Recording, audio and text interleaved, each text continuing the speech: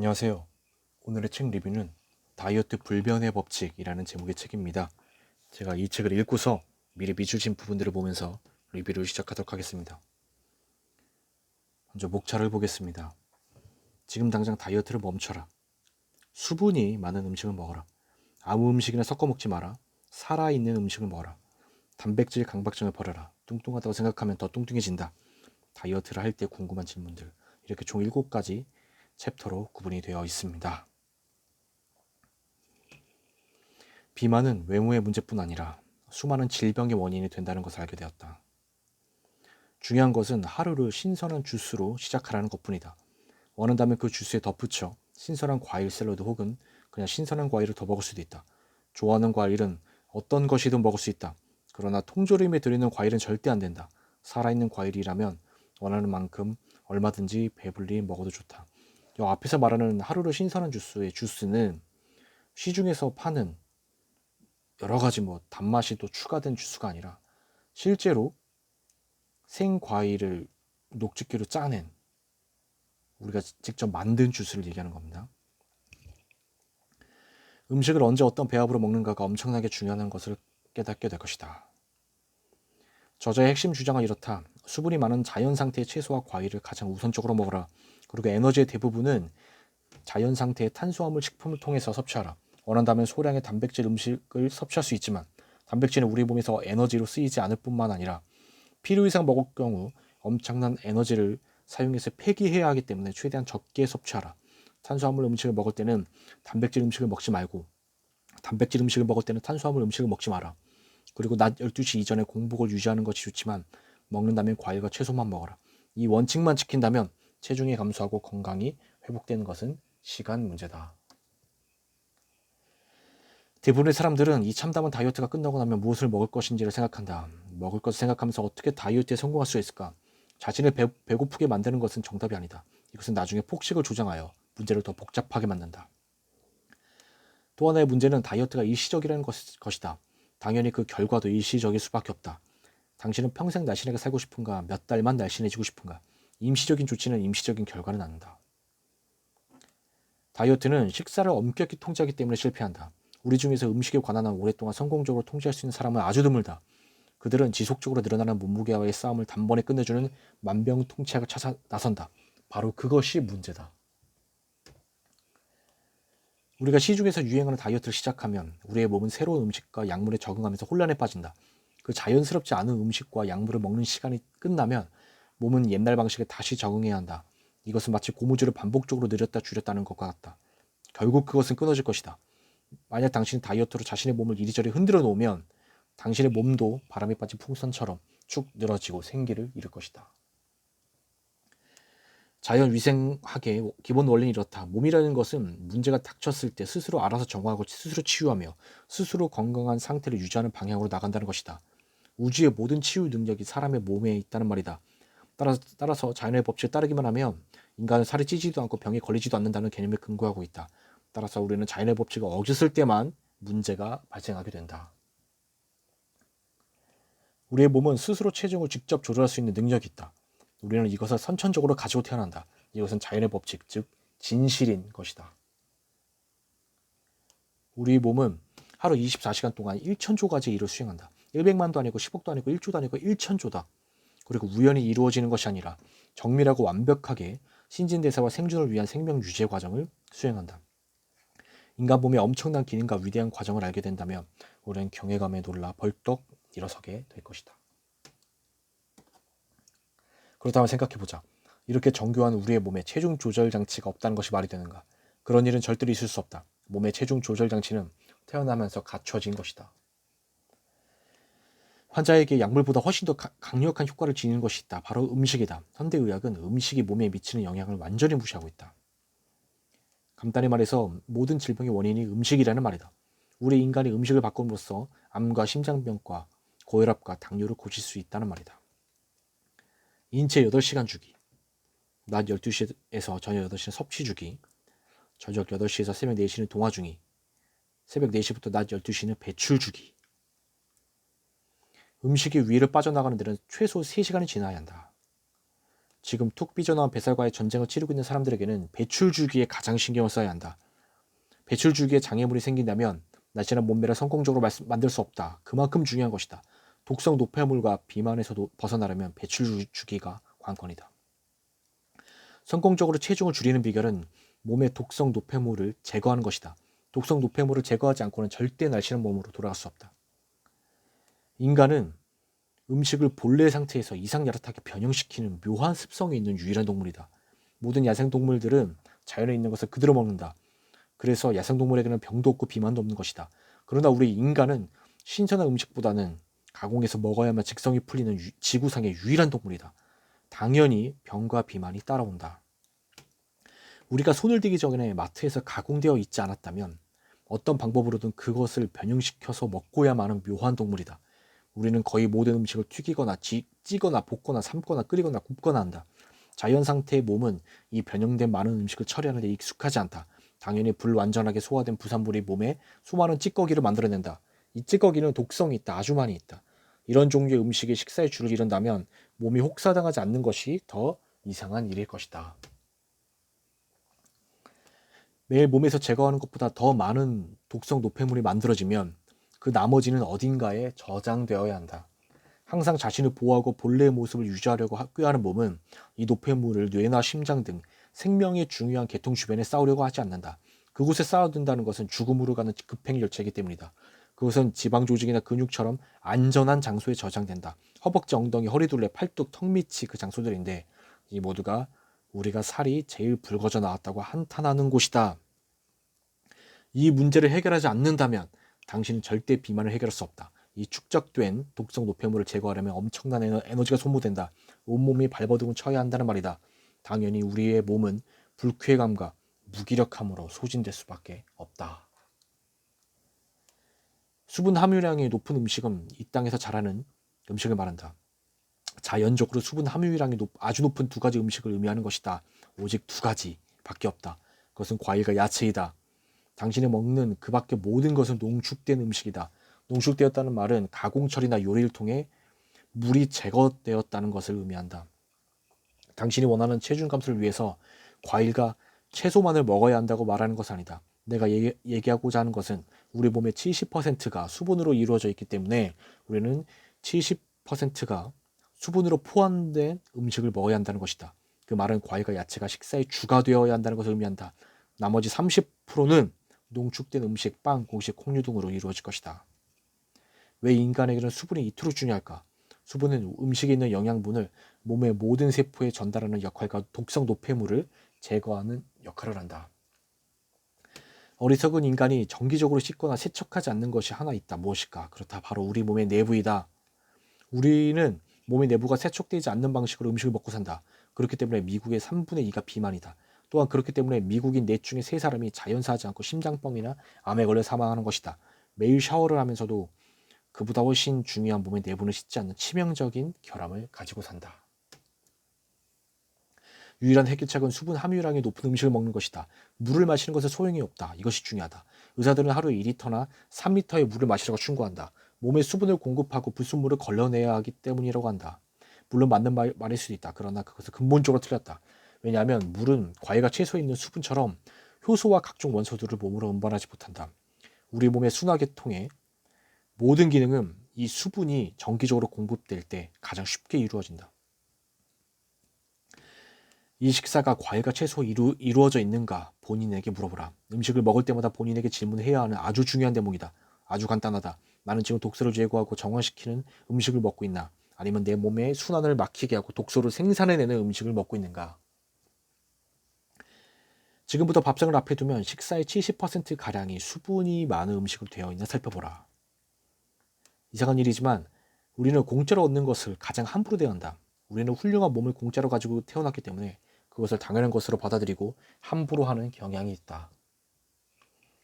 혀끝이 좋아하는 음식만 먹으면 독소가 쌓이고 살이 찌는 것이다. 음식을 즐기지 말라고 하는 것이 아니다. 맛 좋은 음식을 먹되 몸이 원하는 것을 먹으라는 것이다. 내가 말하고자 하는 것은 수분을 많이 함유한 음식, 과일과 채소 70%, 농축된 음식 30% 비율의 식단 개념을 갖자는 것이다. 과일과 야채는 여러분이 상상하는 것보다 훨씬 더 많은 것을 선물로 줄 것이다.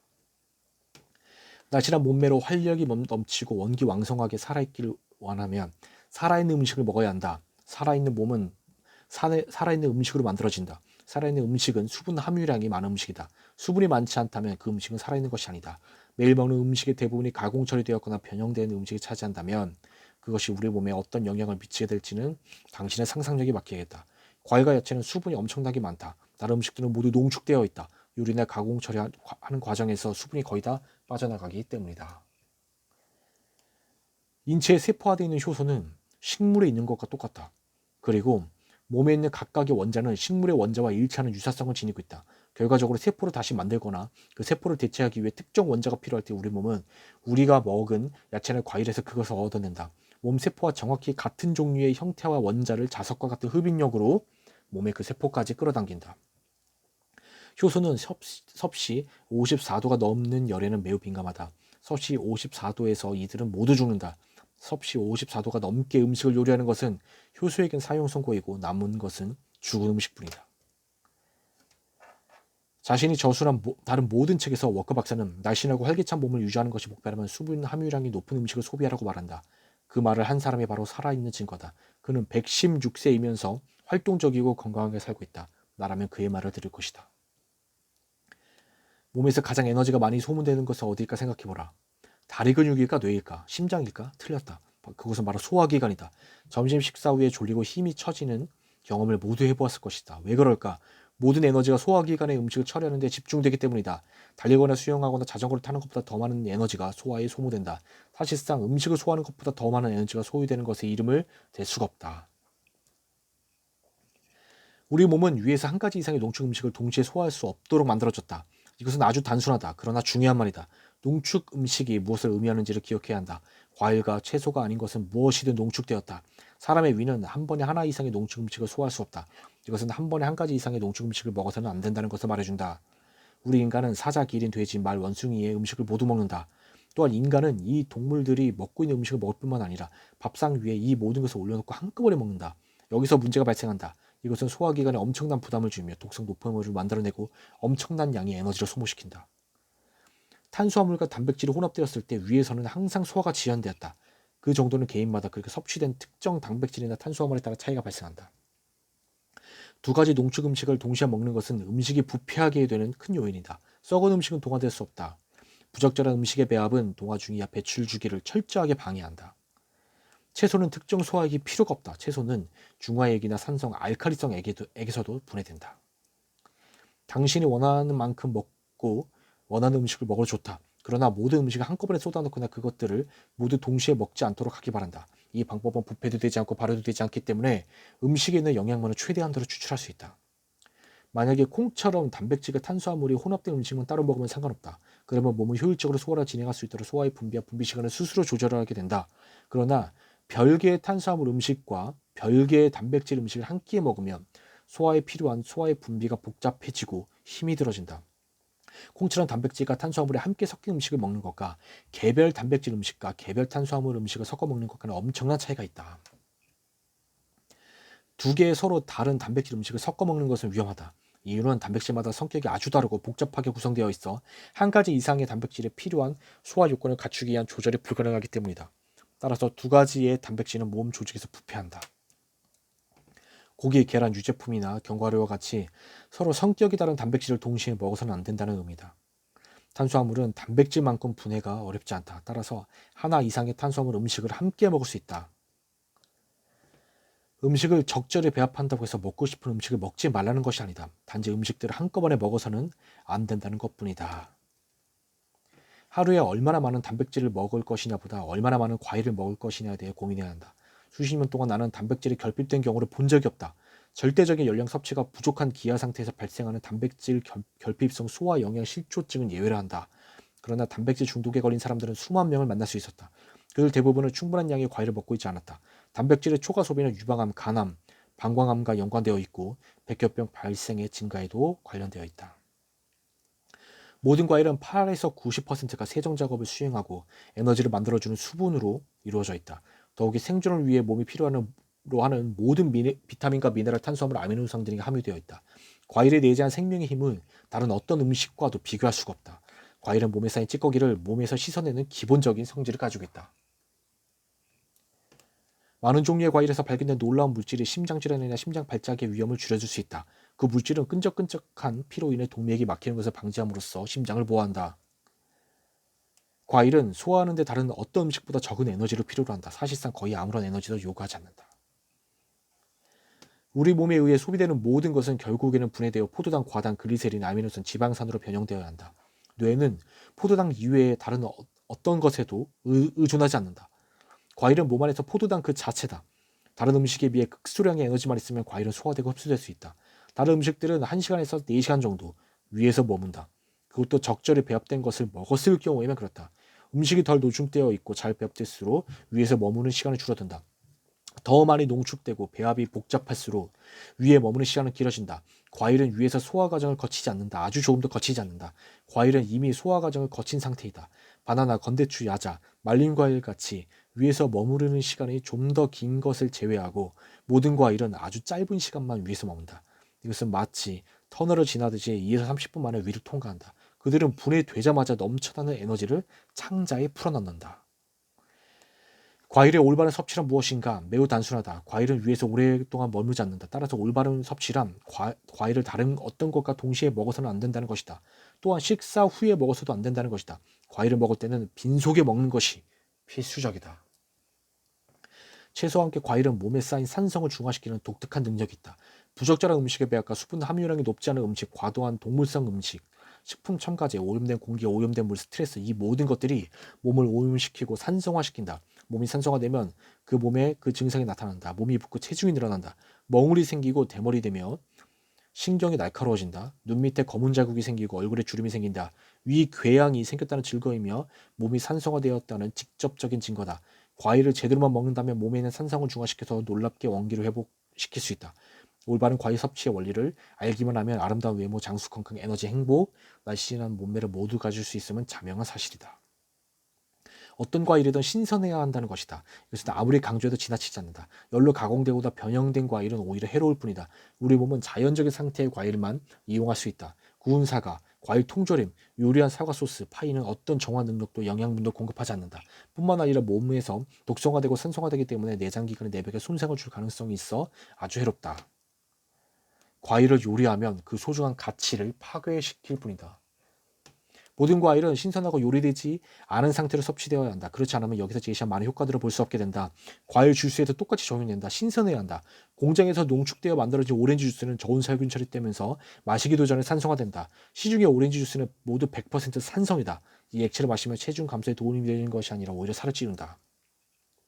커피, 차, 알코올, 드링크류, 우유와 같이 독성 있는 것을 마시는 것보다는 과일 주스나 채소 주스를 마시는 것이 더 현명하다. 중요한 점은 주스를 벌컥벌컥 들이키지 말라는 것이다. 그것은 부서져 있기 때문에 한 모금씩 머금고 삼키기 전에 침과 섞이게 해야 된다. 천천히 씹듯이 마시라는 말이다. 과일은 생명에 절대 필요한 에너지로 꽉 차 있다. 오히려 흘러 넘친다. 올바른 방법으로 섭취한 과일은 곧바로 에너지를 전환된다. 독소 제거와 체중 감소, 에너지 저장의 측면에서 볼 때 다른 어떤 음식과 비교가 안 된다. 과일을 먹기 전에 기다려야 하는 시간, 때로 들면 생야채 2시간, 탄수화물로 된 식사 3시간, 고기 등으로 된 식사 4시간, 부적절하게 배합된 식사는 8시간이 지난 후에 공복 상태를 만들어서 그때 뒤에 과일을 먹어야 된다는 뜻입니다. 위가 비어있기만 하면 당신은 원하는 모든 과일을 원하는 시간 동안 먹을 수 있다. 과일은 공복이라면 언제든지 먹어도 된다는 얘기입니다. 든든한 아침 식사는 적절한 음식 배합의 원리를 뺨을 후려치는 격이다. 이것은 에너지를 가져올 수 없다. 오히려 에너지를 소모할 뿐이다. 아침 식사를 건너뛰더라도 음식 부족으로 절대 기절하지 않는다. 실제로 당신의 몸은 전날 먹은 음식을 아직도 사용하고 있다. 오히려 훨씬 더 정신이 나고 원기 활성하게 될 것이다. 다이어트에 절대 필요한 것은 바로 이것이다. 아침에 일어나는 순간부터 적어도 오전 12시까지 신선한 과일과 과일 주스 외에는 아무것도 먹어서는 안 된다. 장은 모든 영양분이 흡수되는 곳이다. 과일이 장에 도달하는 시간은 몇 시간이 아니다. 불과 몇십 분 만에 들어가기 때문에 몸에 바로 흡수되고 이용된다. 과일을 먹으면 온종일 생산적이고 활기있게 되는데 그것은 에너지를 낭비하지 않고 에너지를 흡수했기 때문이다. 일단 오전 12시까지 과일과 과일 주스만 먹는 생활이 적응이 되면 당신은 믿을 수 없을 정도의 극적인 효과에 스스로도 놀랄 것이다. 아침에 오로지 과일과 과일 주스만 먹는 것이 이 법칙의 시작이다. 공복에 먹은 과일은 긍정적 효과 외에는 아무것도 없다. 아침에 먹는 과일은 체중을 빠르게 감소시킨다. 그래서 아침에 먹는 사과 하나이면 의사가 필요 없다는 말이 나온 것이다. 수분 함유량이 높은 음식에서 발견되는 제일 좋은 칼로리는 체중 문제를 일으키지 않는다. 그 체중을 줄이는 에너지를 공급해줄 뿐이다. 나는 사람들에게 칼로리에 대해서는 잊어버리고 양질의 음식에 대해 생각하라고 호소한다. 칼로리 계산은 고리타분하고 비효과적인 체중 조절 수단이다. 낮 12시까지 과일과 과일 주스만 먹는 것이 가장 중요하다. 커피나 차를 마시더라도 이 배출 주기 동안에는 하지 말아야 한다. 오후에 하라. 이것은 너무나도 중요하다. 지금 계속 강조하고 있습니다. 이거. 12시 이후는 일반적인 식사 시간이다. 최소한의 음식만 배합한다는 원리를 지켜서 그 음식을 분해하는 데 최소한의 에너지가 소모되도록 해야 한다. 최소한의 음식의 배합이라는 뜻은 한 끼에 단백질 위주로만 먹거나 탄수화물 위주로만 먹거나 둘 중에 하나만 선택하는 거죠. 두 개를 같이 단백질과 탄수화물을 같이 섭취하지 말라는 겁니다. 가능한. 적절히 배합된 식사는 3시간 정도만 위로 빠져나가 흡수되고 동원한다. 부적절하게 배합된 식사는 8시간에서 12시간 혹은 그 이상 위에 머무를 수 있다. 잠자리에 들기 전 가능하면 일찍 식사를 하기 바란다. 음식이 위로 빠져나갈 시간이 필요하기 때문이다. 다이어트 불변의 법칙은 사실상 해독 법칙이다. 빈속에 과일을 많이 먹으면 쌓였던 독성 노폐물을 휘저 가스를 발생시키고 배를 팽창시킨다. 보통 이 헛배는 48시간이 지나면 없어진다. 흔치는 않지만 72시간 지속되는 경우도 있다. 이 헛배 때문에 처음 며칠 동안 체중이 증가한다 해도 놀라지 말기를 바란다. 몸이 앞으로 벌어질 일에 대해서 스스로를 조정하는 것이다. 아침에 무거운 음식을 먹는 습관이다. 단백질과 탄수화물을 섞는 습관이다. 식후에 과일을 먹는 습관이다. 이거 하지 말라는 얘기죠. 2주만 꾸준히 실천하면 몸의 변화를 느낄 수 있을 것이다. 몸에 단백질이 너무 많으면 부족할 때보다 더 위험하다. 단백질은 모든 음식 중에서 가장 복잡한 물질이다. 그것을 소화시키고 몸속에서 몸 밖으로 배출하는 과정 또한 가장 복잡하다. 몸이 분해하기 쉬운 가장 단순한 음식은 과일이고 가장 어려운 것이 단백질이다. 단백질이 많은 음식은 다른 어떤 음식보다 소화 과정에 더 많은 에너지가 필요하다. 과일을 제외한 일반적인 음식이 위와 장을 모두 거치는 데는 평균 25시간에서 30시간이 소요된다. 육류를 먹으면 그 시상은 2배 이상 걸린다. 따라서 논리적으로 더 많은 단백질을 먹으면 독성 노폐물을 제거하는 등의 다른 기능을 수행하는 데 사용할 에너지가 줄어든다. 단백질을 분해하는 데 너무 많은 에너지를 썼기 때문이다. 중요한 것은 우리가 믿어왔던 것만큼이나 우리는 단백질을 필요로 하지 않는다는 사실이다. 몸은 단백질 노폐물의 70%를 재활용한다. 또 몸은 하루에 23g 정도의 단백질 소비한다. 얼굴, 소변, 머리, 때로 벗겨진 피부, 호흡을 통해서 없어진다. 23g을 다시 채우기 위해서는 한 달에 680g의 단백질을 먹기만 하면 된다. 대부분의 사람들은 매 끼니마다 단백질을 먹고 있기 때문에 그보다 훨씬 더 많이 먹는다. 초과된 단백질은 우리에게서 에너지를 빼앗아갈 뿐 아니라 독성 노폐물의 형태로 인체 어딘가에 저장된다. 따라서 그 노폐물이 제거될 에너지가 생길 때까지 체중을 늘린다. 우리들은 완벽한 단백질을 얻기 위해서 소고기를 먹지만 그 소들은 단백질을 형성하기 위해 무엇을 먹는가 말이다. 고기가 아니다. 풀이다. 오늘도 풀을 먹고 내일도 풀을 먹는다. 재밌지 않은가? 어떻게 그럴 수 있을까? 오랫동안 우리는 고기를 먹어야 튼튼해진다는 교육을 받았다. 그런데 이렇게 상식적인 측면에서 생각해보면 정반대 의견이 버젓이 존재한다는 말이다. 단백질은 음식의 아미노산으로부터 만들어진다. 단백질이 단백질로부터 만들어지는 길은 그 음식 안에 있는 아미노산이 얼마나 잘 활용되는가에 있다. 한 조각의 소고기, 돼지고기, 닭고기를 먹으면 그것이 몸에서 단백질이 될 것이라는 생각은 터무니없다. 동물의 단백질은 동물의 단백질이지 인간의 단백질 아니다. 단백질 문제를 이해하려면 반드시 아미노산을 이해해야 한다. 몸은 단백질을 단백질 상태 그대로 이용하거나 흡수할 수 없다. 단백질은 먼저 소화되어 그 성분이 아미노산으로 분해되어야 한다. 따라서 음식물에 있는 단백질의 최종 가치는 그 아미노산에 달려있다. 필수적인 성분은 아미노산이다. 그런데 이 모든 필수 아미노산은 식물에서 온다. 동물은 단백질 원천인 8개의 필수 아미노산을 사용할 수 있지만 스스로 형성하거나 만들어낼 힘은 없다. 식물은 공기, 토양, 물로부터 아미노산을 합성할 수 있지만 사람을 포함한 동물은 식물을 먹거나 식물을 먹은 동물을 잡아먹음으로써만 이 단백질의 재료를 얻을 수 있다. 과일, 채소, 견과, 씨 혹은 새싹나무를 정기적으로 먹으면 다른 포유동물과 마찬가지로 고기를 먹지 않고도 필요한 모든 아미노산을 얻게 된다. 사실은 억지로 노력하지 않는 한 우리는 단백질 결핍에 걸릴 수가 없다. 당신은 단백질에 결핍된 사람 알고 있는가? 단백질 결핍증이라는 말을 들어보았는가? 나 또한 보지도 듣지도 못했다. 기아 상태가 아니라면 단백질 결핍은 발생하지 않는다. 당신이 좋아하는 프라이드 치킨에는 기생충을 죽이고 산란을 촉진시키기 위해 닭이 살아있을 때 비소가 제공된다. 그 치명적인 독소를 우리가 섭취한다. 또한 달걀에는 간과 콩팥에 과도한 부담을 주는 황이 포함되어 있다. 그래서 썩은 계란은 고약한 악취가 난다. 바로 황 냄새다. 성냥을 켤 때 내는 그 냄새의 정체가 황이다.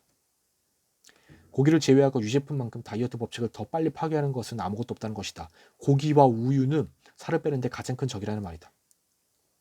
고기를 많이 먹는 사람에게서 쓰레기 냄새가 나는 것은 너무나 당연하다. 독성 노폐물이 몸 밖으로 빠져나가려고 호흡으로 땅구멍으로 발버둥을 치기 때문이다. 그래서 서양 사람들은 고기 썩는 노린내를 없애려고 향수를 뿌린다. 그러나 아시아의 오지마을 사람들에게서는 썩는 냄새 대신에 향긋한 풀냄새와 과일 냄새가 난다. 유제품을 많이 먹을수록 심장질환, 암, 관절염, 편두통, 알레르기, 중이염, 감기, 건초열, 천식, 기관장애에 많이 걸린다는 자료는 셀 수도 없이 많다. 똑똑하고 현명한 소비자들이 우유는 송아지가 먹는 음식이고 인간이 먹는 음식이 아니라는 인식을 갖게 되면서 유제품에 대한 수요가 조금씩 줄고 있다. 암소의 젖은 한 가지 목적, 그 목적을 위해 의도되었고 만들어졌는데 그것은 그 소의 새끼를 위한 양식이다. 어떤 동물도 일단 젖을 떼고 나면 어미의 젖을 마시려고도 하지 않는다. 얼룩말이 기린의 젖을 먹고 자라는 모습을 본 적이 있는가? 말의 젖을 먹고 자라는 강아지를 본 적이 있는가? 사슴의 젖을 먹고 자라는 고양이를 본 적이 있는가? 그렇다면 암소의 젖을 먹고 자라 인간을 본 적이 있는가? 앞에 세 가지는 보지 못했지만 뒤에 한 가지는 보았을 것이다. 사실은 이 네 가지 모두 똑같이 말이 안 되는데도 말이다. 우유를 마시지 않는다고 해도 요구르트, 치즈, 버터 등과 같은 유제품을 먹는다는 것은 우유를 먹는 행위와 다르지 않다. 우유의 화학적 성분 구성은 모유의 화학적 성분 구성과 근본적으로 다르다. 우유를 소화하는 과정에서 생긴 부산물은 몸에 상당히 많은 독성 점액을 남긴다. 이 독성 점액은 산도가 매우 높을 뿐만 아니라 그중 일부는 나중에 그것이 처리될 수 있을 때까지 몸에 저장된다. 갑상선암의 가장 큰 원인도 우유에 포함된 카세인 때문이라고 언급하였다. 유제품은 심하게 가공되었을 뿐 아니라 그 안에 페니실린과 항생제가 남아있어 몸에 훨씬 더 많은 부담을 지운다. 유제품이 우리 몸에 해를 주는 치명적인 이유 중에 하나는 몸에서의 점막 형성이다. 유제품은 점막 표면에 점막을 만들어 배출 속도를 매우 느리게 한다. 절대 필요한 소화 에너지가 항상 탕진된다. 우유에 들어있는 칼슘은 모유에 들어있는 칼슘보다 훨씬 더 거칠다. 그리고 그것은 카세인과 결합되어 있다. 이것이 칼슘의 흡수를 방해한다. 또한 대부분의 사람들이 마시고 먹는 우유나 치즈는 저온 살균되거나 다른 방법으로 가공 처리가 된 제품들이다. 이런 과정은 칼슘의 질을 저하시키고 흡수되기 아주 어렵게 만든다. 모든 녹색 잎에는 칼슘이 함유되어 있다. 모든 견과류에도 칼슘이 있다. 그리고 깨있는 지구상의 어떤 음식보다 더 많은 칼슘을 함유하고 있다. 또한 대부분의 과일에도 상당량의 칼슘이 함유되어 있다. 과일과 채소를 매일 먹고 이따금씩이라도 견과류를 좀 먹으면 칼슘 결핍이 도저히 생길 수가 없다. 소는 그 모든 칼슘을 어디서 얻을까? 공유와 풀이다. 암소가 칼슘을 위해 우유를 마시지 않고 치즈를 먹지 않는 것은 너무도 확실하다.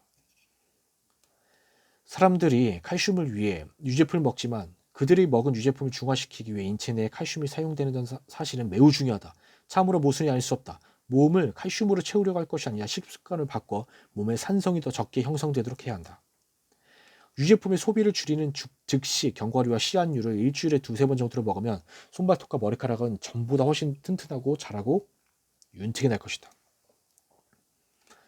우리는 숨을 쉬는 공기로부터 얻는 자양분이 얼마나 많은지 깨닫지 못한다. 신선한 공기는 이 지구상에 있는 모든 생명의 근원이 되는 햇빛과 함께 매우 중요한 힘이다. 신선한 공기와 햇빛을 자주 접하도록 해야 한다. 이것은 다이어트의 속도를 더 빠르게 해줄 것이다. 햇빛은 피부의 구멍을 열고 독소가 피부를 통해 나가도록 도와준다. 당연히 독소 제거와 다이어트에 필수적이다. 할 수 있다면 매일 혹은 가능한 한 자주 30분 이상 햇빛을 쏘이길 바란다. 아침이면 더 좋다. 축 늘어진 피부가 아니라 건강한 피부를 원한다면 햇빛 앞에 당당히 맞서라.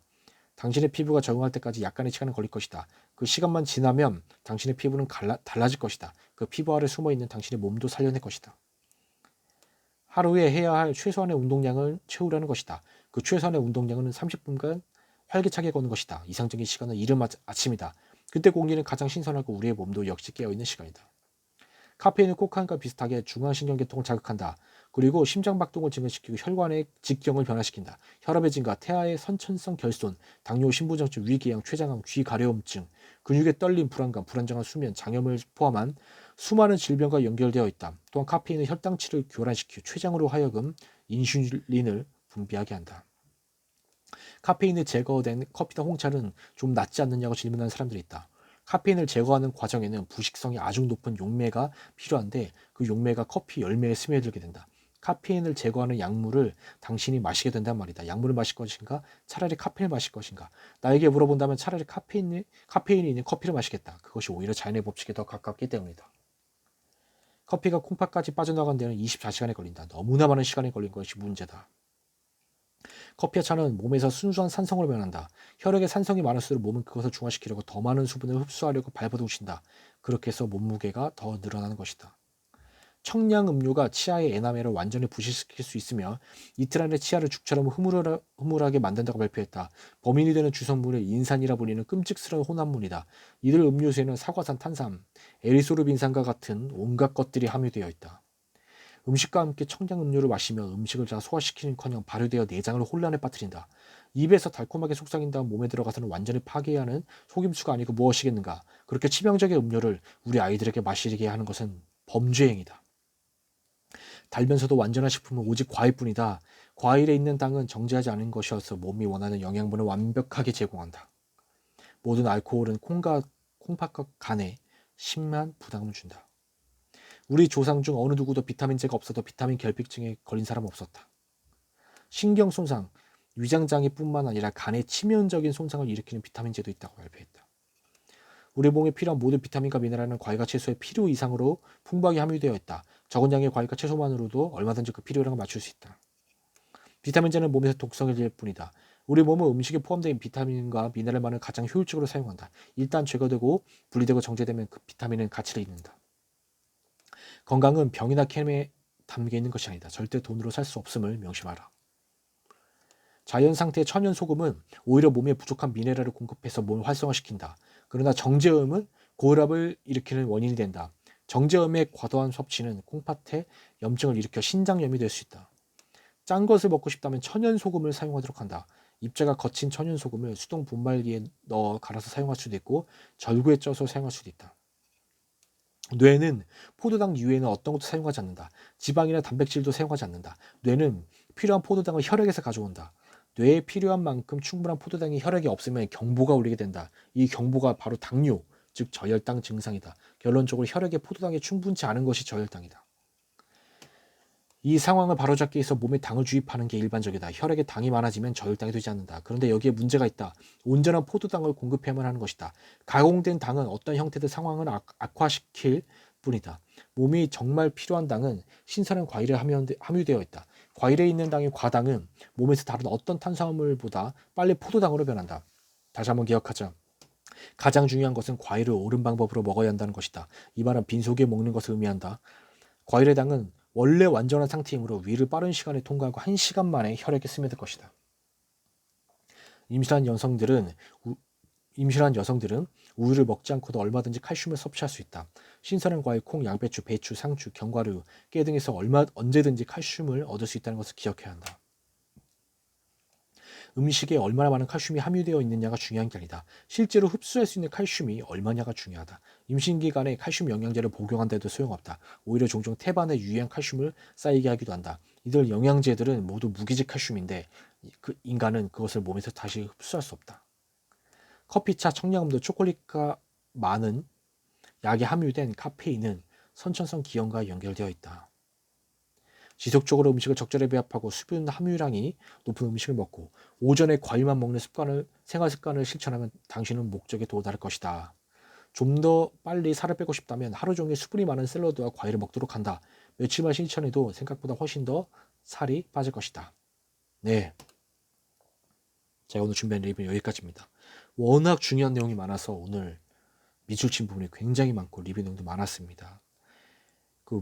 오늘 리뷰한 내용에 대한 더 구체적인 논리적인 설명들은 이 책에 담겨 있으니까 정말 내가 오늘 이 순간부터 다이어트를 나는 해야 되겠다 생각이 되신 분들은 가능하면 이 책 꼭 구매하셔서 읽어보시는 걸 추천드리겠습니다. 이 책의 가격은 13,000원입니다. 책도 그렇게 두껍지 않고요. 읽기 편한 분량입니다. 오늘의 리뷰가 여러분들에게 꼭 도움이 되시고 저도 이 책에 적혀있는 내용을 3일 전부터 실천하기 시작했는데 벌써 1kg 가까이 살이 빠졌거든요.